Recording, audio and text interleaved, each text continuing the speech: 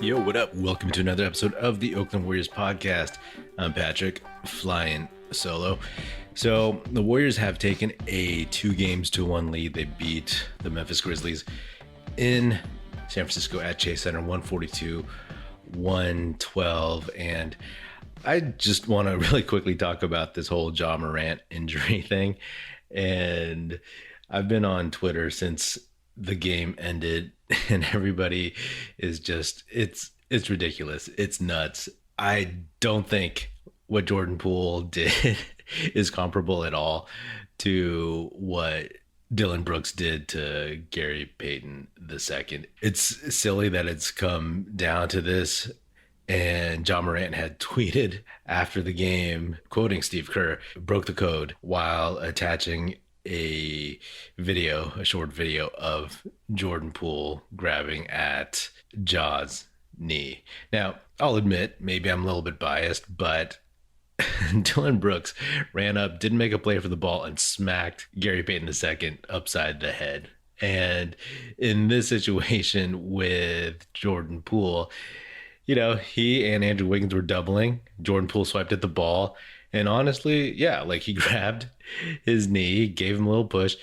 To me, honestly, like that is the equivalent of one of those little plays that you try to sneak in that the refs don't see. It's like grabbing someone's shorts. And to claim that that is what caused Ja's knee injury, I mean, if you look at the video, if you are able to find one that starts earlier than the grab, you'll see that Jordan Poole and Ja Morant knock knees. You know, that is definitely more painful than, say, Jordan Poole, you know, pulling a little bit. And like anything else, when you see it in slow motion, it looks way worse. It's a really quick thing. If you watch it in slow motion, it looks like he holds or caresses his knee for several seconds, but in reality, it was just like a little grab to try to slow him down so that Wiggins could get the loose ball. Ultimately, there was a foul call on the play. Andrew Wiggins got called for the foul, and so it went. But I get it. We live in these times, and Twitter is just losing its mind over this thing. I'm glad Ja Morant deleted his tweet because, hey, it's a little inflammatory, a little reactionary, a little petty, because if he knew that it was this grab that hurt his knee, why didn't he get mad at Jordan Poole on the court? Why didn't he make a big deal out of it? You know, no one said anything. You know, maybe it was the heat of the moment, but still, if it was so clear that that's what it was, then wouldn't you know it? If it was anything, it was the bang in the knees. But hey, that's just me. It sucks. I don't want Ja Morant to be out. I really, really enjoy watching him play. And honestly, you do want to win, but you do want to beat the best, right? The Warriors have been in so many situations where their guys have been injured and they lose, right? Like the 2016 finals where their guys are beat up or Draymond gets suspended and so they end up losing. And so there's a what if. Then the 2019 finals when Klay gets hurt right after Kevin Durant gets hurt. And then there's the 2015 finals where Cleveland says, oh, if we had Kevin Love and Kyrie Irving healthy, we would have won, which, come on, that's not serious. You know, that's not real. But bottom line is, like, those debates happen. So I don't want this to be a series where Memphis is like, hey, we didn't have Ja Morant in the rest of the series, so, you know, you guys didn't deserve that victory. I don't want that. You know, that stuff's boring. I think the Warriors can and should win this fair and square. My prediction was 6 games, and I still think that. Knock on wood, I'm hoping they'll take game 4 at home, maybe lose in Memphis, and then take game 6 at home. That's the plan, ideally, for having home court advantage, you know, for stealing it back. So, you know, I like Klay's response that, you know, he has Jordan's back.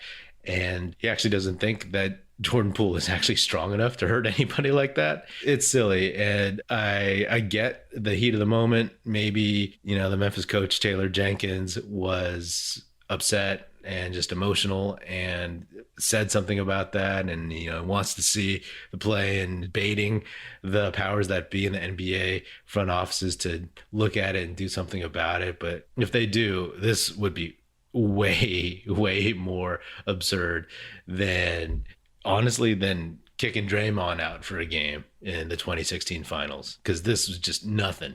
This was nothing. So I think it's pretty silly. And Jaren Jackson Jr., I've seen a couple of his post-game interviews, and he's a really bad interview. Great player, and I'm not saying he's not a smart guy, but he is just not a good talker, and he hems and haws and doesn't really have an answer. And he got asked about that play that people are talking about, and the funny thing was like he couldn't really answer it. He felt like he was at a bit of a crossroads. He was a little confused as to what to say, because the dude went to high school and won a state title with Jordan Poole. So he knows what Jordan Poole's about. And I don't think he was going to sit up there and badmouth him or anything or say it was intentional. And he agreed it wasn't intentional. No one was trying to hurt anybody. But he walked away saying, broke the code, which is kind of just a random thing to just walk off and say. But it was kind of funny, but deep down, it seemed pretty clear that his answer, he knew the truth, that it wasn't really a play that was trying to hurt somebody else. I mean, are you serious, right? We see all these little things that guys try to do, and who knows, maybe Jaw's playing possum. He's walking out limping. Like I said, I don't want the dude to be hurt, and hopefully he's fine. He's 22 years old. Hopefully in a couple days, he'll be good to go. And that's what, as a basketball fan, that's what I want to see first and foremost. I want to see him attack the Warriors. I want to see how the Warriors defend him. This is one guy that the Warriors have not seen, his type of game. You look at guys who have been similar to Ja Morant in recent years. You look at somebody like the young pre-injury Derrick Rose. The Warriors never played him when they were good. And then you look at prime Russell Westbrook. Russ, I mean, he didn't scare me the way that Ja scares me sometimes, right? Like, Ja is a real point guard, not just a guy looking for stats like Russell Westbrook's always been, So I'm fascinated by how the Warriors guard him. I loved seeing the zone. I love seeing the Warriors start Kuminga to get a bigger, quicker, younger, defensive, more athletic guy out there to just, cover switches and everything. So that's all I got on Ja Morant and that Jordan Poole thing. I think the rest of it is just silly. I get it. I get if true Memphis fans are upset about it, because, hey, last episode I was like, hey, imagine how you would feel, Memphis fans, if somebody did to Ja Morant what Dillon Brooks did to Gary Payton II. Now, to be clear, again, this is not the same thing. So even something not as egregious as what Dillon Brooks did, now you're all upset about that. So something more obvious, we were very upset about. Something less obvious, people are throwing a hissy fit. Anyway, this was a fun game to watch overall as a Warriors fan.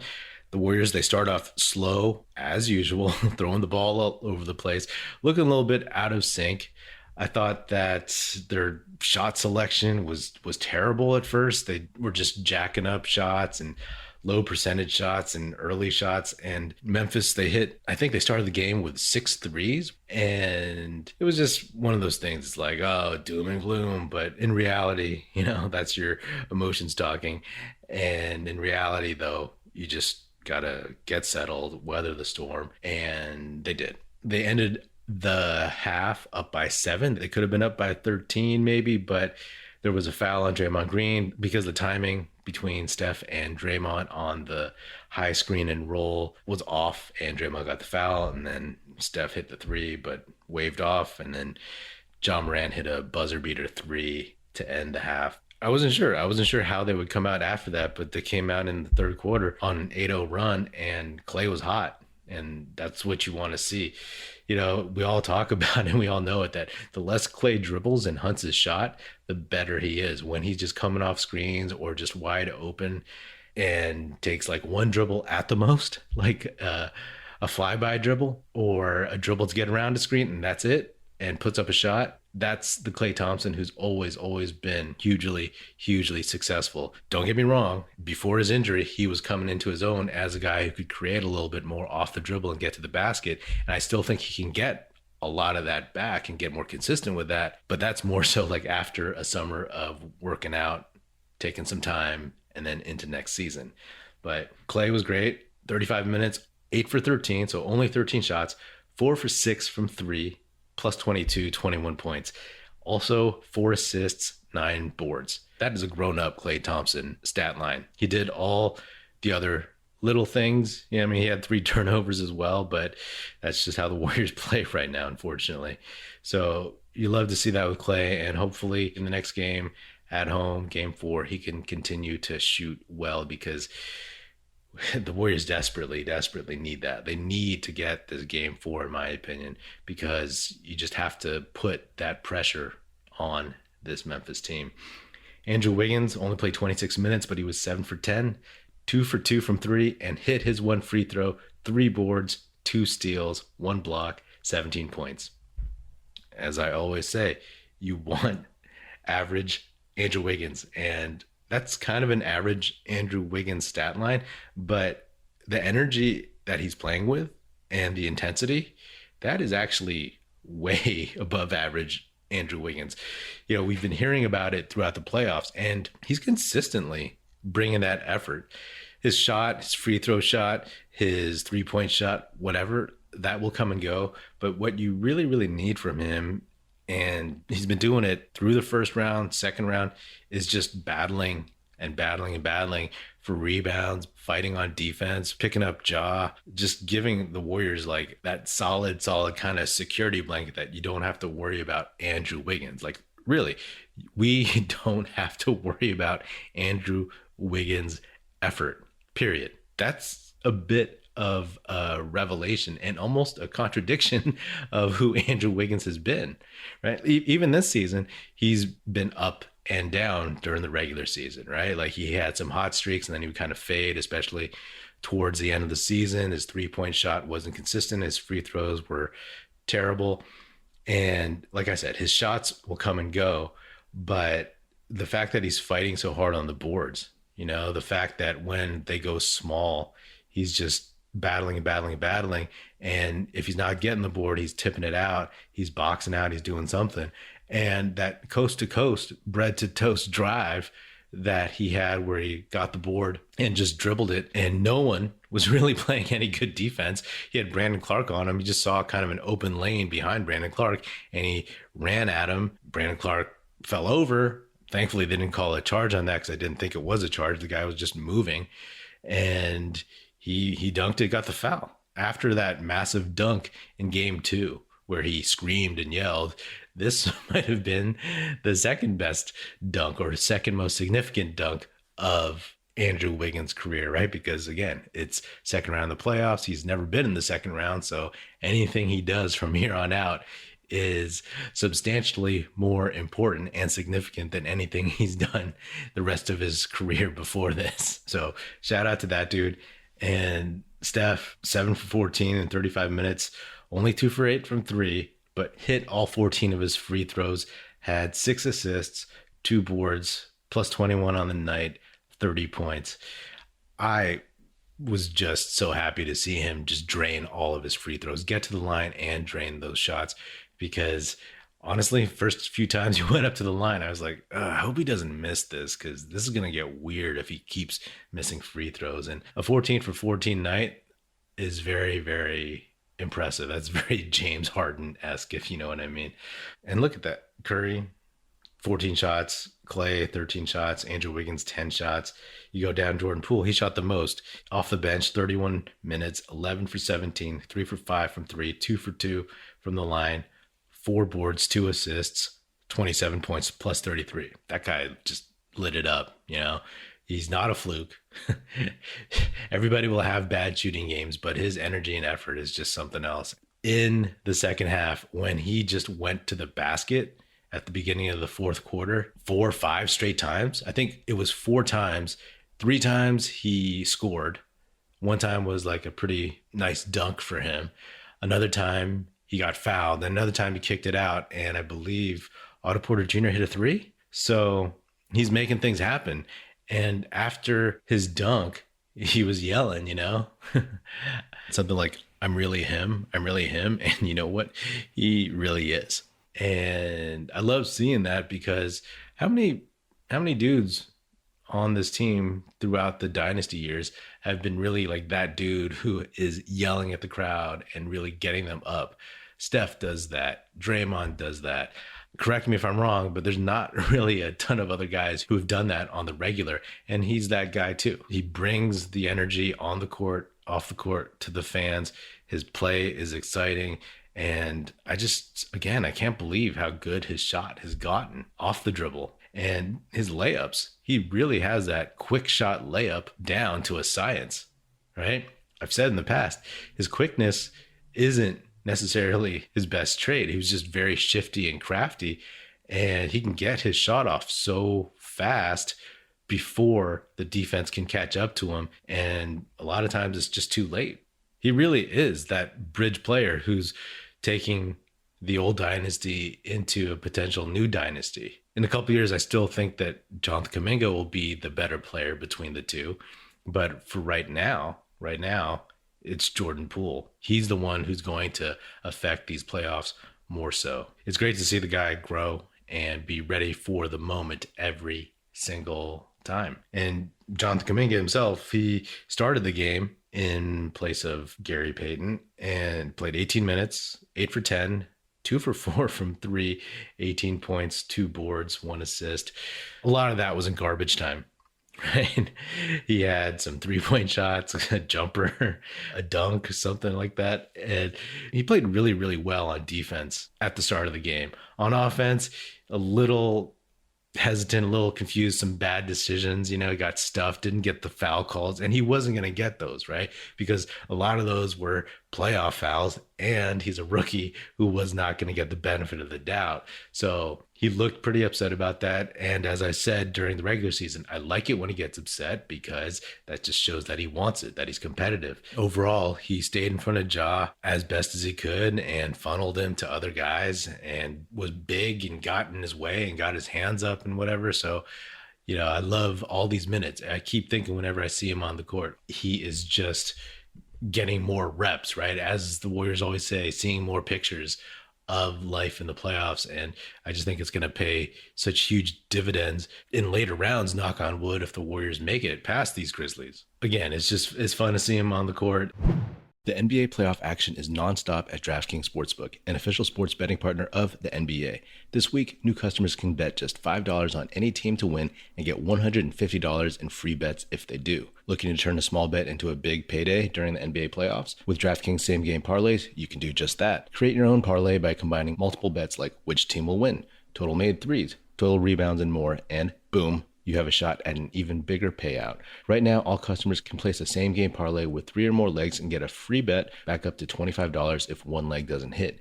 Download the DraftKings Sportsbook app now. Use promo code TBPN. Bet $5 on any NBA team to win their game and get $150 in free bets if they do. That's promo code TBPN only at DraftKings Sportsbook. Minimum age and eligibility restrictions apply. See show notes for details. And of course, there was Otto Porter Jr., who came off the bench. 24 minutes, 5 for 7 from the field, 3 for 5 from 3. Thankfully, hit some shots. 4 boards, 3 assists, plus 30, 13 points, 2 blocks, and a steal. We all know Otto Porter Jr. was so solid for the regular season, especially the first half of it. And in the playoffs, he's been kind of rough, hasn't been hitting his shot, the thing that was so reliable for him. But in this game, he was big, he was huge. He got a couple bad foul calls, and there was one where he got called for a travel, and on the replay, his left pivot foot didn't move at all. But, he just brings some veteran savvy, and he played so well in the first half that he started for Jonathan Kuminga in the second half. And that had a lot to do with how the Warriors played coming out of that halftime, right? Because they went on that 8-0 run and they just kind of had a classic third quarter, a classic Golden State Warriors vintage third quarter where they just bowled the opponent into submission. So props to him, and hopefully he can keep that going too. I mean, I say that for all these guys. When they play well, hopefully they can keep it going. Also, quick shout out and props to Damian Lee and Juan Toscano-Anderson. Damian Lee is getting some minutes because he needs to fill in some guard rotation minutes for the missing Gary Payton. He's playing hard, Sometimes he gets burned, but he's playing hard, trying to stay in front of Ja and not trying to do too much. And then Juan Toscano-Anderson, Again, not too many minutes, some garbage time minutes, but he played at the end of the first half just to make sure that Draymond and all the other regular rotation guys didn't pick up unnecessary fouls. But props to those guys for being professionals. You know, they were in the rotation obviously last season, and they're obviously not in it now. But it is kind of a luxury to be able to bring a couple of guys who you can count on to play within themselves and for the most part do the right thing in limited minutes. You know what I'm saying? So I appreciate them and I appreciate what they're doing out there. This series, I'm so glad the Warriors won this game. And again, like I said earlier, they really have to take game 4 and get up 3-1 just to try to end this series as soon as possible. You don't want to give home court advantage back, right? The Warriors beat the Grizzlies by 30, but that doesn't mean anything if they lose on Monday. So hopefully they can bottle some of this. Hopefully they can figure out what they did right. And if Memphis makes any adjustments, hopefully they can change just as quickly. And hey, after game 2, where they barely lost and they shot poorly, it was like, can they just shoot better? And can we see what would happen with that? And this is the result. They shot extremely well. Chase Center cures all, I suppose. They shot 17 for 32 from 3. That's 53%. Last game, what? It was like 17, 18%. So there's a huge difference right there. And they shot 63% from the field overall compared to 43% from the field for the Grizzlies and a decent 37% from 3 for Memphis. Man, it's crazy. I think the Warriors were down by 13 at one point in the first quarter. So from that point on, they outscored the Memphis Grizzlies by 43. I don't know if the Warriors can shoot that well again, but if they can get close to it and just play sturdy defense and keep that energy up and have Chase Center loud and make sure the fans stay loud, then I like the Warriors' chances in the next game. If Ja Morant really is hurt, then that's not necessarily like a huge drop off, right?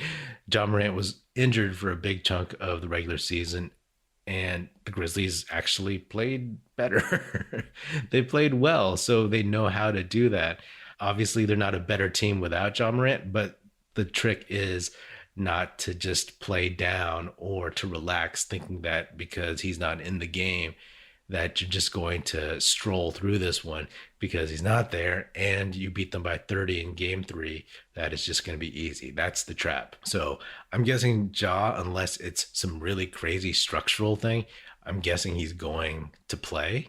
But if he doesn't, then just keep an eye out for how the Warriors vibe is in that one. You know, they're not just going to waltz into a victory. And hopefully that's a situation where that veteran championship DNA, the playoff experience, Draymond, Steph, Klay, Steve Kerr, even Mike Brown, all the bench coaches, Leandro Barbosa, even Sean Livingston somewhere. I don't know if he talks to the team from the front office, but like hopefully they are able to keep the team focused, because if they can take this game at home on Monday, I mean, we all know teams can come back from 3-1. But if they can take this game Monday and get up 3-1, then it's pretty much, I'm not going to say 100%, I'm not going to say absolutely, but it would be very, very, very, very close to over.